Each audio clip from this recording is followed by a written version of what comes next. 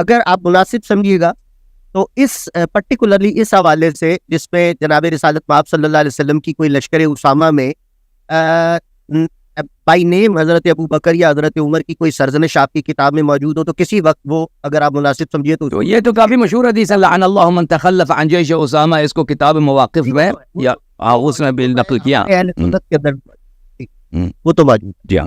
اچھا ایک سوال اور ایک سورہ شورا کی جو آیت ہے، اور ایک اور نقطہ عرض کروں اس سے پہلے کہ ہم آگے چلیں، کہ یہ جو اسامہ ایک 15 سالہ نوجوان ہے، غلام زادہ ہے، اس کی ماں کالی ہے، اپنی کالی ماں کی وجہ سے وہ خود بھی بہت ایسا کالا ہے کہ وہ رات کی تاریکی کی طرح کالا تھا۔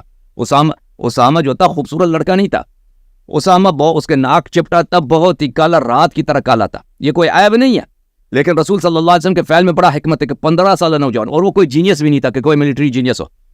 اسلام کی تاریخ میں اسامہ کی کوئی بہادری نہیں ملتی، وہ کوئی فاتح تھا یا بعد میں اس نے فتح کی، کوئی کچھ بھی نہیں، اس کی کوئی فوجی کارکردگی نہیں۔ رسول اللہ صلی اللہ علیہ وسلم نے اپنے امت کو کیا بتایا کہ اپنے آخری ایام میں اس نے صحابہ کے مشہور معروف ہستیوں کو، ابو بکر، عمر، عثمان، طلحہ، زبیر، ان لوگوں کو ایک ایسے نوجوان کے کمان کے اندر رکھا، ان کو ایسے ذلیل کیا نا، ایسے ذلیل کیا کہ ان کی لیاقت ہی یہی ہے کہ یہ فوجی یہ خدمت کریں بھائی، اور ان کو کام دور بھیجا، تبوک تک بھیجا کہ وہاں پہ کچھ ہو بھی نہیں رہا تھا، ان کو ایسے دفع کے مدینے سے دور بھیجا، وہاں پہ نہ کوئی فوج ہے، نہ کوئی جنگ ہے، کچھ بھی نہیں ہے۔ جتنے پہلے جنگ ہوئے نا یا فوجی ایکسکرشن ہوئے، رسول صلی اللہ علیہ وسلم یا خود گئے ہیں یا انہوں نے فوج بھیجی، تو وہاں پہ وجہ ہے، وہاں پر وجہ ہے، ایک سبب ہے، وہاں پہ دشمن کی جانب سے خطرہ ہے یا کوئی وہاں پہ تیاری کر رہا ہے حملے کی، وہاں پہ طاقت دکھانا۔ یہاں پر تبوک میں آپ جیش اسامہ میں کوئی وجہ ہے ہی نہیں، سب مورخین حیران ہے بھائی کہ کیوں نبی صلی اللہ علیہ وسلم نے اتنا بڑا اقدام کیا اور اتنا تاکید کر رہے ہیں کہ یہ لوگ چلے جائیں، اور ان کو کس کے کمان کے اندر رکھا ہے؟ ایک 15 سالہ نوجوان کے کمان کے اندر جو نہ فقہ میں، نہ دین میں، نہ علم میں، نہ تفسیر میں، کسی اور نہ ملٹری اکامپلشمنٹس میں، فوجی صلاحیتوں میں اس کی کوئی اکامپلشمنٹ، نہ نبی صلی اللہ علیہ وسلم کی حیات میں کوئی اکامپلشمنٹ ہے، نہ اس کے بعد کوئی اکامپلشمنٹ ہے، کچھ بھی نہیں ہے، کسی لحاظ سے وہ کوئی جینیس نہیں ہے۔ نبی صلی اللہ علیہ وسلم نے اس فعل کے ساتھ ہمیشہ کے لیے خلفائے ثلاثہ کی خلافت کو باطل کر دیا ہے بھائی، کہ ان کی لیاقت یہ ہے کہ ادنا سے ادنا مسلمان ان کا کمانڈر ہے، ادنا سے ادنا مسلمان ان سے افضل و اشرف ہے، ٹھیک ہے نا۔ نبی صلی اللہ علیہ وسلم نے یہ ثابت کر کے ان کی خلافت کو اپنی امت کو ایسے پیغام دیا ہے کہ ہر عاقل کے لیے یہ بہت ہی واضح ہے کہ ابو بکر عمر کی کیا منزلت ہے، عثمان کی کیا منزلت ہے، نبی صلی اللہ علیہ وسلم نے بتا دیا۔ جی جناب۔ وہ ایک مولوی صاحب جن سے آپ کا مناظر ہے وہ منتظر ہے، اگر آپ مجھے اجازت دے تو میں ایک کویشچن اور کر لوں، اگر آپ کو۔ جی سر، کویشچن کر لیں، مولوی صاحب کو لے لیتے ہیں آپ کے بعد۔ جی سر بولیں۔ جی آخری کویشچن صرف ایک کر لیتا ہوں۔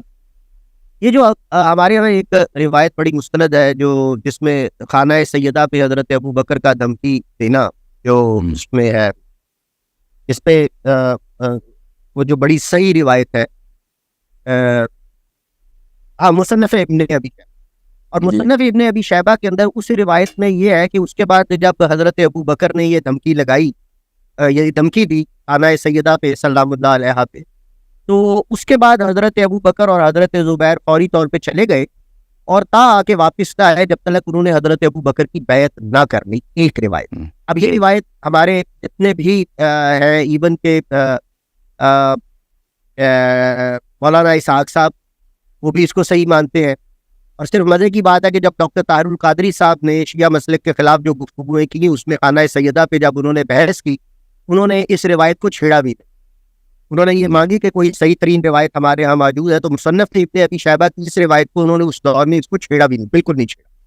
اچھا، اب اس کے بالمقابل ہماری جو مستند کتاب کہی جاتی ہے صحیح بخاری، وہ کہ اس کے اندر یہ ایک روایت جو جناب سیدہ فاطمہ الزہرا السلام علیہا کا جناب ابو بکر سے ناراض ہونا اور پھر اپنی وفات تک ان کے ساتھ بالکل کلام نہ کرنا، اور جناب امیر علیہ السلام کا ان کی وفات کے بعد جب لوگوں کی توجہ ان سے مبذول ہو جاتی ہے تو پھر ان کا حضرت ابو بکر سے بیعت کرنا، یعنی 6 ماہ تک جناب رسالت مآب صلی اللہ علیہ وسلم کے وصال کے بعد جناب سیدہ حیات رہیں، اس دوران میں جناب علی نے بیعت نہیں کی، مگر 6 ماہ کے بعد بیعت کی۔ اب یہ صحیح بخاری کی حدیث ہے اور اس حدیث کو بھی درست تصور کیا جاتا ہے اور صحیح مانا جاتا ہے، اچھا اس کے بعد دوسری جو حدیث ہے وہی مصنف ابن ابی شیبہ والی، اس میں ہے کہ فوری طور پہ حضرت ابو بکر کی خلافت ہی کے دوران جناب جب حضرت عمر نے ان کو یہ دھمکی دی تو اس کے بعد حضرت ابو بکر اور حضرت زبیر چلے جاتے ہیں اور کہا کہ جب تک وہ بیعت نہیں کر لیتے واپس نہیں آتے.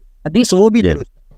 اگر ہم وہاں مانتے ہیں تو یہ والی حدیث جس میں حضرت بخاری کے اندر حضرت امیر علیہ السلام کا جناب سیدہ کے وصال تک بیعت نہ کرنا مطلب اور سیدہ کا ناراض ہونا، اگر ہم وہ مان لیتے ہیں تو یہ غلط ٹھہرتی ہے، اور اگر ہم یہ مان لیتے ہیں تو وہ غلط ٹھہر لیتی ہے. اگر دونوں حدیثیں درست ہیں تو ان میں ہم تطبیق کیسے کریں، یہ میرا سوال.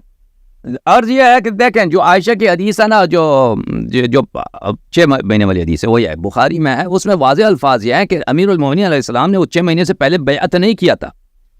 یہ حدیث نمبر 4241 اور 4240. دفنها زوجها علي عليه السلام ليلا ولم يؤذن بها أبا بكر وصلى عليها، وكان لعلي عليه الصلاة والسلام من الناس وجه حياة فاطمة، فلما توفيت استنكر علي عليه السلام وجوه الناس فالتمس مصالحة أبي بكر ومبايعته ولم يكن يبايع تلك الأشهر. ان ابھی تک جب تک فاطمہ زہرا سلام اللہ علیہا زندہ تھی امیر المومنین علیہ السلام نے ابو بکر کے ساتھ بیعت نہیں کیا تھا. یہ کس کا قول؟ عائشہ کا قول. اور عائشہ بہت ہی واضح ہے کہ وہ اپنے والد کی خلافت کو سب سے بہتر جانتی ہے اور اپنی والد کی خلافت کی تصحیح کے لیے، صحیح ہونے کے لیے سب سے زیادہ وہ کوشش کرے گی. اگر اس سے پہلے امیر المومنین علیہ السلام نے بیعت کی ہوتی تو عائشہ اس طرح واضح الفاظ میں نہ کہتی کہ اس سے پہلے. اور اس طرح اور سب سے بڑا جو اپوزیشن تھا، جو حزب اختلاف تھا، ابو بکر کے مخالف گروہ تھا، اس کا لیڈر امیر المومنین علیہ السلام تھے. یعنی کسی کوئی اور تو تھا نہیں ابو بکر کو چیلنج کرنے والا، صرف علی علیہ السلام تھے. اگر انہوں نے پہلے سے بیعت کی ہوئی ہوتی ہے تو عائشہ سے اتنی بڑی غلطی نہ ہوتی کہ وہ کہہ دیتی کہ اس سے پہلے انہوں نے بیعت کیا ہی نہیں تھا. اور پھر اس میں جو مزید جو جملے ہیں دیکھیں کہ عائشہ کہتی ہے کہ پھر اس کے بعد انہوں نے ابو بکر کے ساتھ مصالحہ کرنے کی کوشش کی ہے اور بولا ہے کہ فَأَرْسَلَ إِلَىٰ أَبِي بَكْرٍ أَنْ اَأْتِنَا وَلَا يَأْتِنَا أَحَدٌ مَعَكَ، ہمارے پاس آ جاؤ اور آپ کے علاوہ کوئی اور نہ آ جائے. کراہیتاً لِمَحْضَرِ عمر، کیونکہ ان کو عمر کی ملاقات سے کراہیت تھی. عمر کی ملاقات ان کو اچھا نہیں لگتا تھا کہ عمر کو ان کے نظر پڑے. فقال عمر نے کہا لا واللہ لا تدخلوا علیہم وحدک.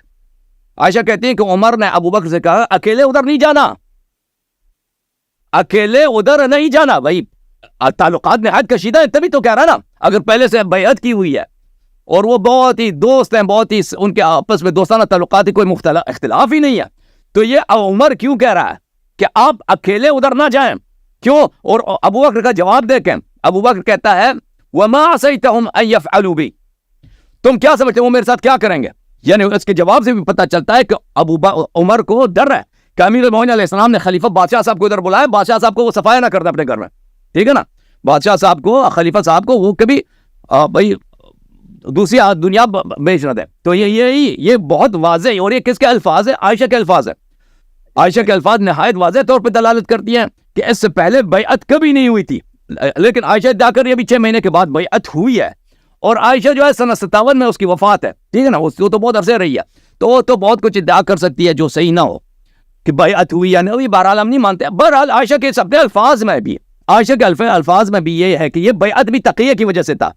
کیونکہ دیکھیں فلما توفیت استنکر علی وجوہ الناس فالتمس مصالحة ابی بکر ومبايعته، کہ امیر المومنین علیہ السلام نے مجبوری کے تحت، خود عائشہ کہتی ہے کہ جب تک زہرا سلام اللہ علیہا زندہ تھی تو لوگ ان کی عزت کرتے تھے، ان کا بڑا پاور تھا، امیر المومنین علیہ السلام کو بڑا امیج تھا. جب ان کی شہادت ہوئی ہے زہرا سلام اللہ علیہا کی تو پھر امیر المومنین علیہ السلام کو مجبوراً بیعت کرنی پڑی ہے. عائشہ کے بھی حدیث میں یہی ہے کہ جو 6 مہینے کے بعد جو بیعت ہے وہ بھی رضا سے نہیں ہے، وہ بیعت جو ہے اکراہ سے اور مجبوری کے تحت ہے.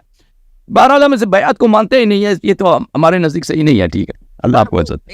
مطلب بات یہ میرا اس میں یہ سوال یہ رہا کہ پھر وہ جو مصنف ابن ابی شیبہ والی روایت کا وہ جو دوسرا حصہ ہے اس پہ پھر ہم یہ تصور کریں گے کہ گئے تھے مگر وہاں بیعت والا کوئی کام نہیں. لے کے گئے تھے، زبردستی لے کے گئے تھے. ابن ابی شیبہ کی جو روایت ہے میں دیکھتا ہوں اس میں کیا، یہ آپ نے جس کی طرف اشارہ کیا ہے اس میں طلحہ زبیر کا تو ہے، طلحہ زبیر کا تو ہے اس میں. ایک منٹ آپ دیکھیے، آپ کے سامنے آ جائے گی. ابھی میں لے کر ابھی میرے پاس. اور اس کے بعد ایک سوال کی اجازت اور دیں گے، مختصر سا سوال ہوگا. جی یہ کتاب ہے، دیکھیں اس میں امیر المومنین علیہ السلام کی بیعت نہیں ہے. کتاب المصنف فی الاحادیث والآثار، یہی جو اسلم ادوی کی جو حدیث ہے، زید ابن اسلم اپنے والد سے جو روایت کرتے ہیں، اس میں یہ ہے کہ جو لوگ آتے تھے وہاں پر حضرت زہرا سلام اللہ علیہا کے گھر میں، وہ کون تھے؟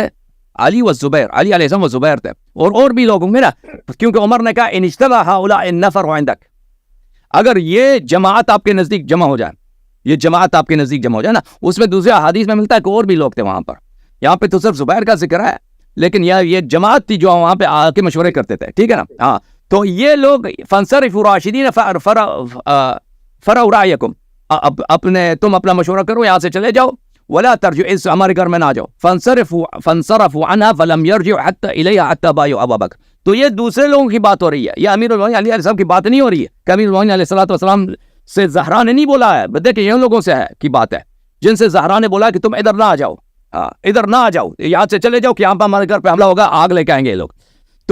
تو یہ حضرت زہرا سلام اللہ علیہا کبھی اپنے شوہر سے یہ نہیں کہیں گے کہ تم ادھر نہ آؤ جب وہ آگ لے کے آئیں گے نا، وہ تو اپنے شوہر سے تو نہیں کہیں گے، وہ غیروں سے کہیں گے جن کا جو یہاں رہتے نہیں ہیں، ان سے بات ہوئی ہے. جی